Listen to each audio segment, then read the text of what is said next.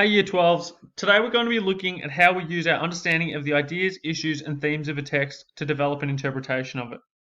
You're probably really familiar with these terms already, so this video is really about providing a clearer way of visualizing and connecting them together.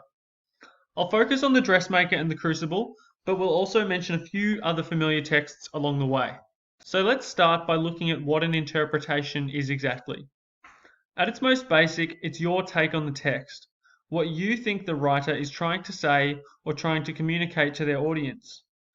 But it actually involves interaction between three distinct elements: the author, the author's context and the context of the text itself, and the reader. So we're going to try to visualize our interpretation as a triangle with the texts at the center and these three elements at the corners. The first element is the author, or in this case, authors. Now, authors don't create texts in a vacuum. They write them in response to specific contexts. These contexts form the second key element in developing an interpretation. Rosalie Ham's text, for example, is written within the context of modern Australia and explores the broader context of 1950s Australia. Arthur Miller, on the other hand, wrote within the context of mid-20th century America and explored the precise historical context of the Salem witch trials in 1692. So for both of these texts, we almost have two contexts operating at the same time, almost overlapping each other. More so than Ham, Miller uses his historical context to frame a commentary about his own, essentially using one context to shine light on the other.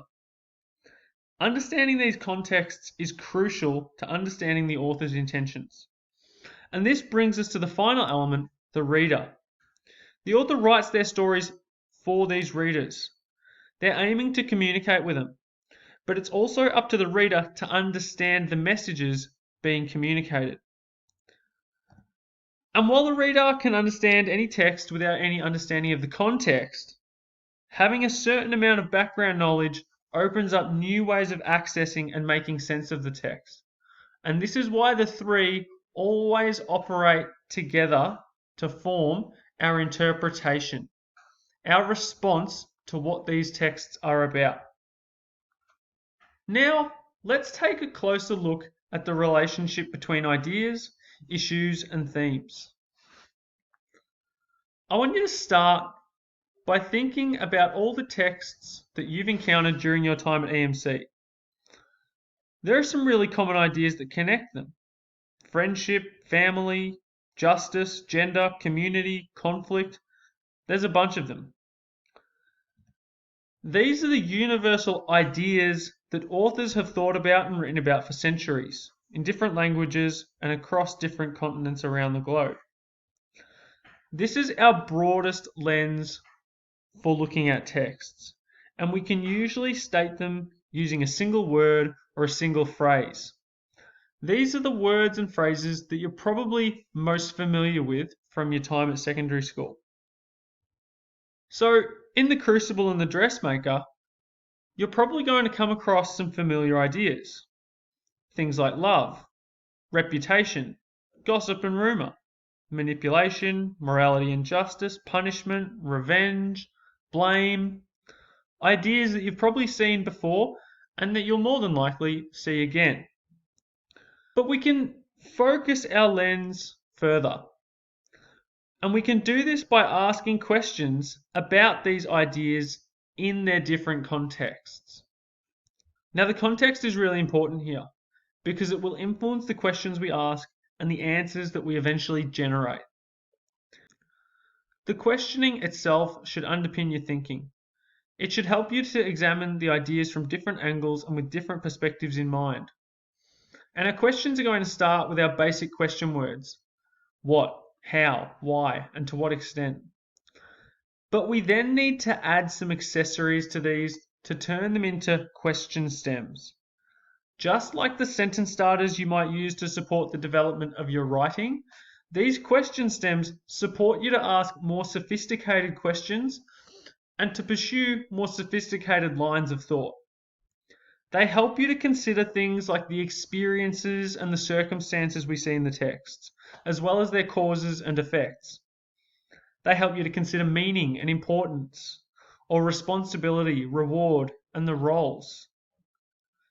We combine these question stems with our ideas to generate questions that examine specific issues explored by the authors. What is reputation worth? Is a question explored by both Rosalie Ham and Arthur Miller. Or what are the impacts of female empowerment? We see that in both of our comparative texts, but we also saw that in Rear Window earlier in the year. The text will hopefully provide answers to these questions. And of course, the authors don't flat out tell you the answers. We have to read between the lines, inferring meaning based on the characters' actions and dialogue, the author's descriptions of the world, and the language choices they make along the way. The themes of a text are the various messages that the author is communicating through the text itself. And this is how we finally arrive at our interpretation. It's a pretty simple equation. We combine the author's themes, our understanding of the context, and our sense of what the text is about to create our interpretation. That interpretation often forms the thematic statements we can use as the contentions in our writing. The essay that follows becomes a process of analysing this statement and explaining the reasons that justify it, using evidence from the text to do so. For example, we might have an essay that opens with this. Miller argues that reputation represents an individual's true worth, while Ham suggests that it is merely a reflection of people's misinformed opinions. This essay would probably focus on the value of reputation and might explore the causes, the circumstances, and the consequences of these differences. We could apply the same process to Rear Window. An essay might argue that Hitchcock glorifies the agency of modern women like Lisa to demonstrate how greater female empowerment improves society as a whole. This essay might be examining how women are portrayed, how women are empowered, and what the impacts of this empowerment actually look like. And this Year 12 hopefully brings us full circle. Ideas form the broad, universal concepts that texts seek to explore and understand. Issues form the specific questions that we ask of a text in relation to its contexts and the ideas it presents. The context of the story itself might be under examination, or it might be the context of the author. And finally, the themes form the unique messages that authors communicate and that readers seek to interpret. And it is here, at the author's themes, that we want to arrive. Because if we can understand the author's themes, we can understand what these authors are telling us about the world in which we live.